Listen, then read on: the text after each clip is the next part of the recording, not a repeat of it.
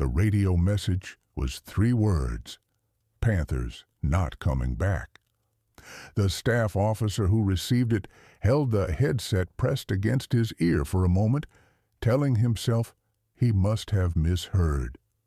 That morning, 78 Panther tanks had moved out, the best armored vehicles Germany could build, each one crewed by men who had trained specifically for this, who understood the machine's capabilities, who had driven out with the particular confidence that comes from knowing your equipment is better than anything the enemy has. 18 hours later, 7 Panthers were returning. The Panther tank had been Germany's answer to an uncomfortable discovery. When German forces first encountered the Soviet T-34 in 1941, they found a tank that could do things their own vehicles could not. The shock of that encounter drove an engineering response that took 2 years and enormous industrial resources to produce.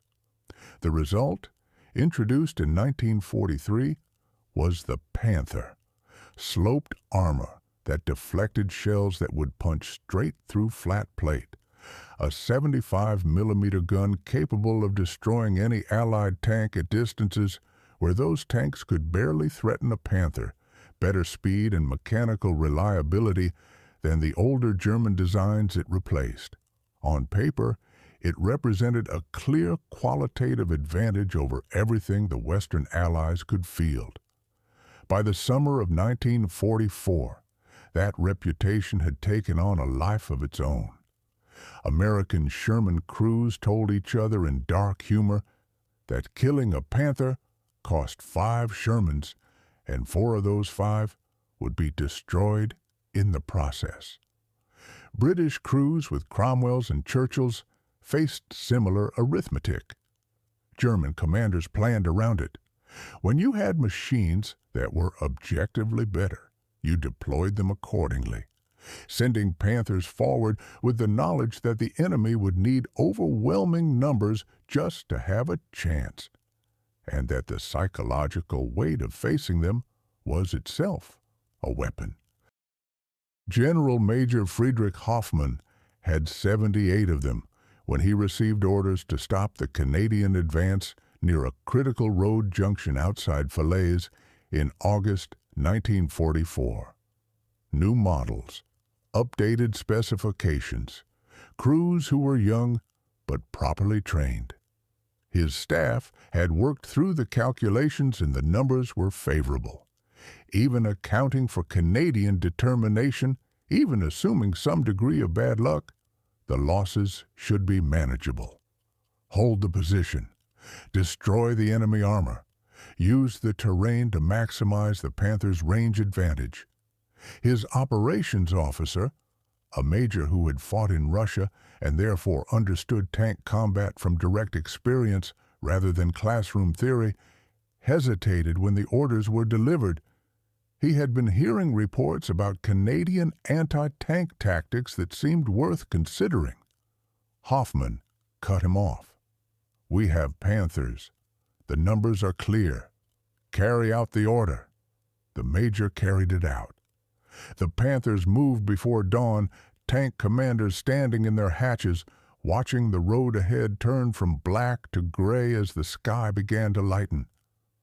The crews were nervous in the way that soldiers are before any engagement, but underneath the nerves was something steadier, confidence in their machines, in their training, in the accumulated evidence that German armor had dominated every theater it had fought in. By mid-morning, the 2 battalions had reached their assigned positions. 2nd Battalion deployed along a ridge overlooking open farmland to the north. 3rd Battalion took positions covering the eastern approaches, using a small village for cover. Commanders reported ready. Guns were loaded. Optics were checked. The crews settled in and waited for the Canadians to appear. They didn't wait long. By noon, scouts reported Canadian forces approaching from multiple directions. infantry with tank support, exactly as the tactical picture had suggested. The Panther crews prepared for battle with the deliberate calm of men who had trained for this. The Canadians would advance. The Panthers would engage at long range. Superior German guns would start killing enemy tanks before those tanks could effectively return fire. It would be methodical and decisive. The first indication that something was wrong came from 2nd Battalion's northern flank. A Panther exploded without warning. No artillery preparation had preceded it. No enemy tanks were visible at ranges where the engagement should have opened. The vehicle simply detonated, turret blown off, crew gone instantly. Then a second Panther died, then 2 more in quick succession. Crews were reporting hits from unexpected angles, from positions that had no line of sight according to the tactical map, at ranges that didn't match the weapons the Canadians were supposed to have.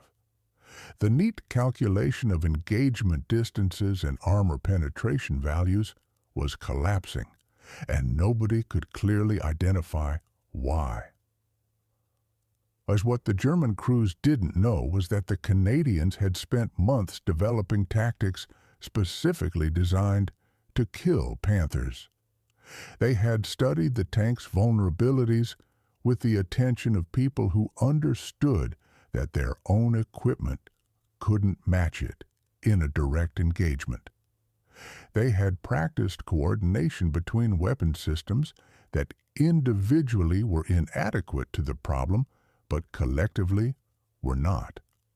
They had built an approach that treated each Panther not as an opponent to be defeated in a fair fight, but as an engineering problem to be solved through combined action.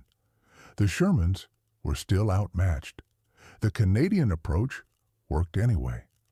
Sergeant Thomas McKay was commanding a Sherman Firefly, the British modified variant fitted with a 17-pounder anti-tank gun powerful enough to threaten a Panther frontally if the shot was right. He had been hunting Panthers for 3 weeks.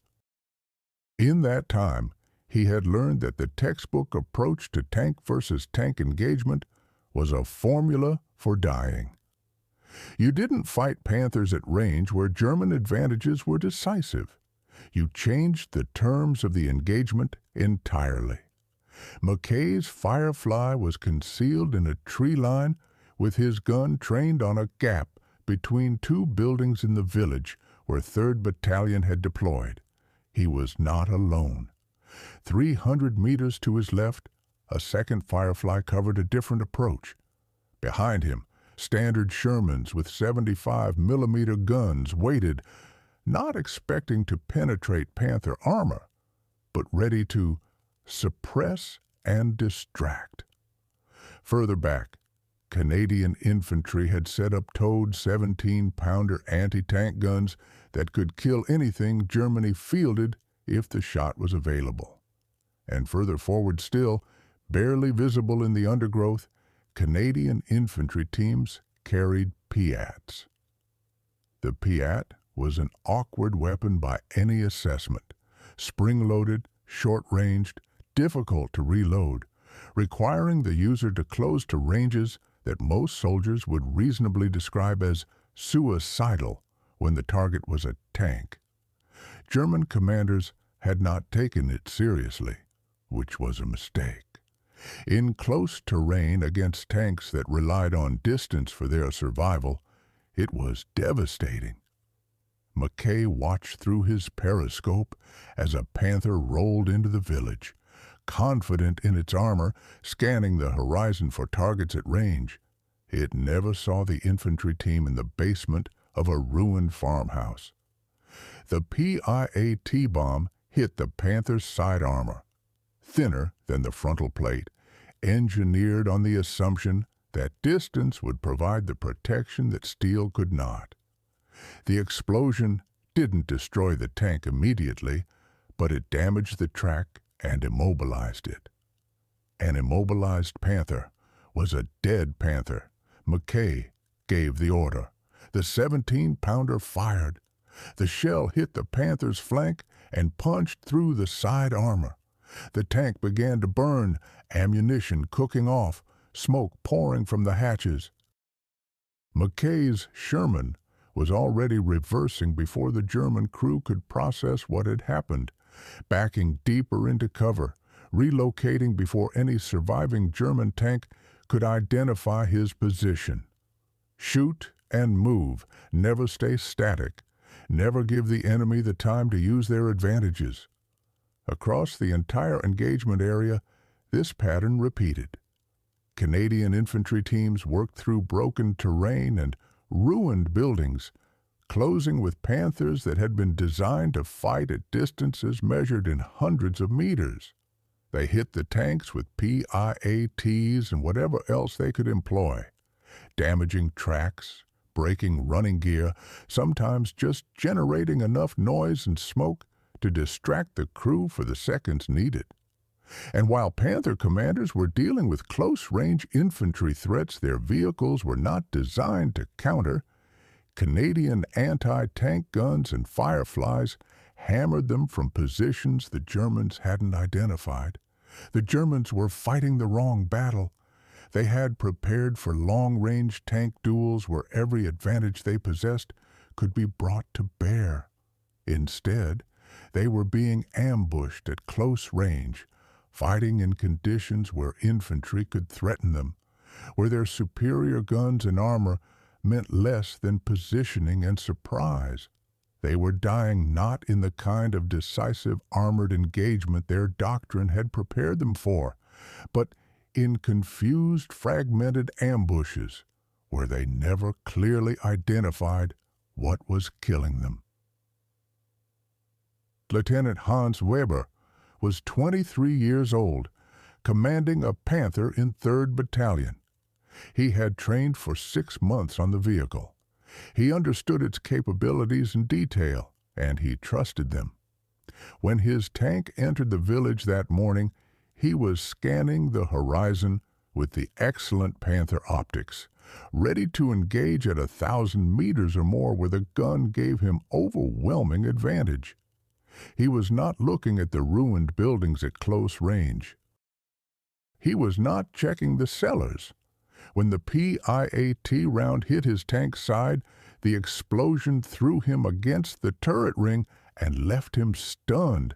His driver reported losing power. His gunner was trying to traverse the turret, but the hydraulics were damaged. Then the second hit came, a towed anti-tank gun that Weber's crew had never spotted, firing from a position they had never identified. The shell entered through the thinner rear armor and detonated inside the fighting compartment. Weber had time to understand what was happening. He did not have time to do anything about it. The ammunition in the hull began cooking off, and the tank that was supposed to be invulnerable to what the Canadians were carrying became something else entirely.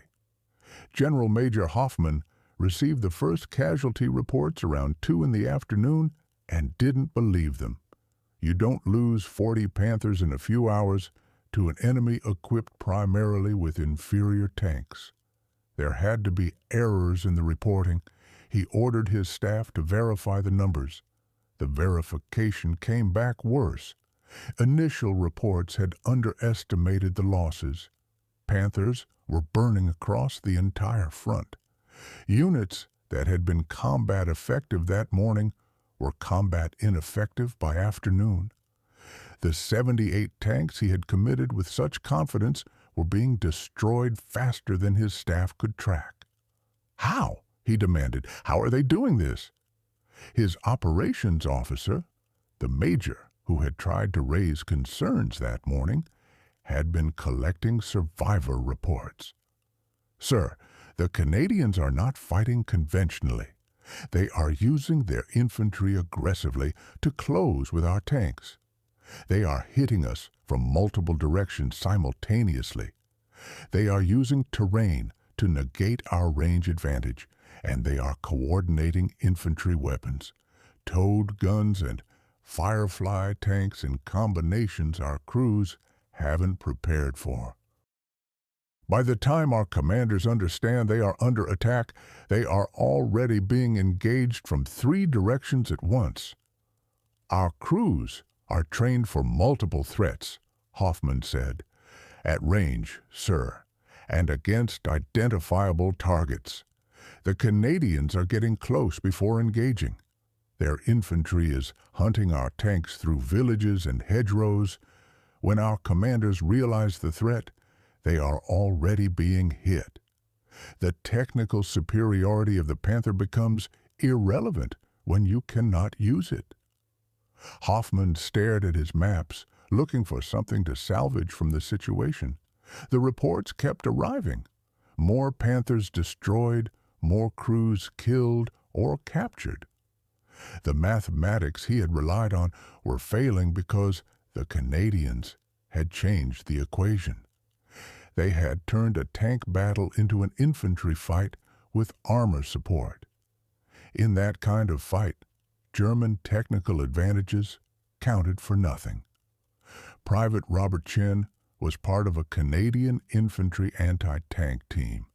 His weapon was a PIAT.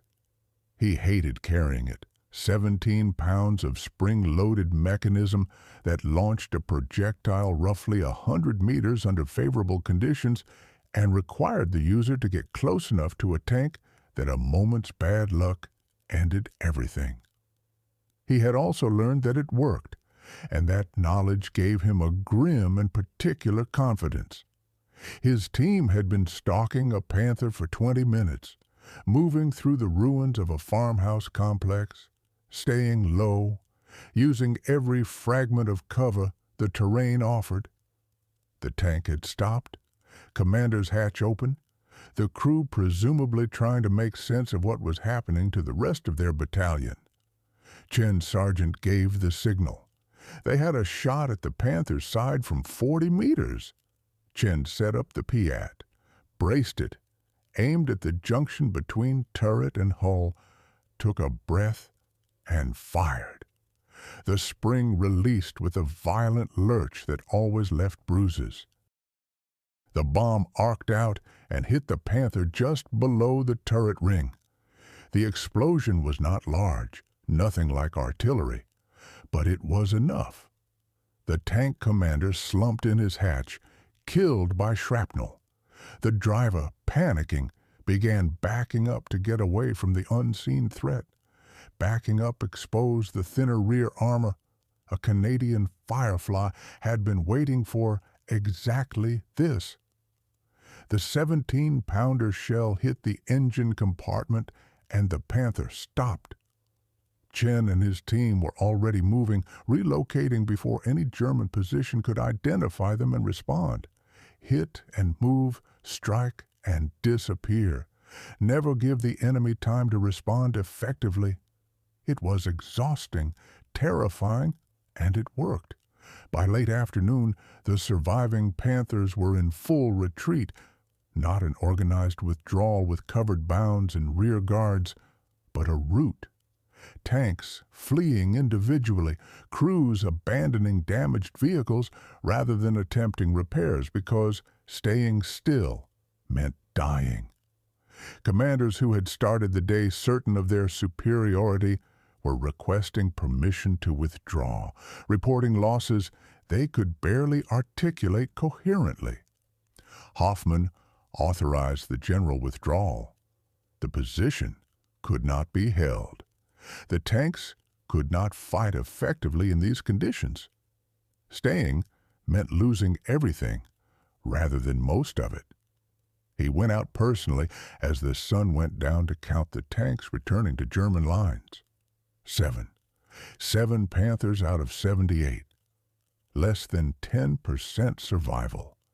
The kind of casualty rate that destroys a unit as a fighting force regardless of what eventually replaces it. Hoffman walked among the survivors, interviewing crews, trying to construct a coherent account of what had happened to his battalion. The reports were consistent. The Canadians had used terrain aggressively. They had coordinated infantry and armor in ways German doctrine had not anticipated. They had refused to engage at ranges where Panther advantages mattered. They had accepted casualties in close-range fighting that German commanders would have considered operationally unacceptable. And they had seemed to be everywhere simultaneously, attacking from directions that shouldn't have been possible given the terrain. One Panther commander who had survived put it simply, "They fight the kind of battle where our advantages don't help. They get close. They use infantry we can't see. They coordinate weapons from positions we can't identify until the round is already in the air. It is not tank combat the way we have trained for it. It is something else entirely." That something else was the Canadian approach to the problem of fighting superior German armor, developed over months of hard experience, refined through engagements where the stakes of getting it wrong were immediate and fatal. They had looked at the Panther and concluded that matching its technical specifications was impossible with what they had. So they had solved a different problem. How do you kill a Panther without fighting it on its own terms? The answer was terrain, coordination, aggression, and the willingness to get close. The willingness to put infantry against tanks at ranges where a single machine gun burst could end everything, because those were also the ranges where a PIAT could punch through the armor that a Sherman's 75mm gun could not touch. The willingness to move constantly, to never stay in one position long enough for German range and optics to become decisive, to accept that this kind of fighting produced casualties, and do it anyway, because the alternative was worse. 71 Panthers had burned in a single day. Each one lost was irreplaceable at this stage of the war. German production could not keep pace with the loss rates the final year of the campaign was generating. Trained crews were harder to replace than the tanks themselves. This kind of catastrophic defeat did not just cost material. It cost time, capability, and the psychological advantage that German armor had carried for years. Allied tank crews who heard about the engagement were emboldened. German crews who heard about it were more cautious, less certain. The reputation for invincibility that had surrounded the Panther had taken a direct hit.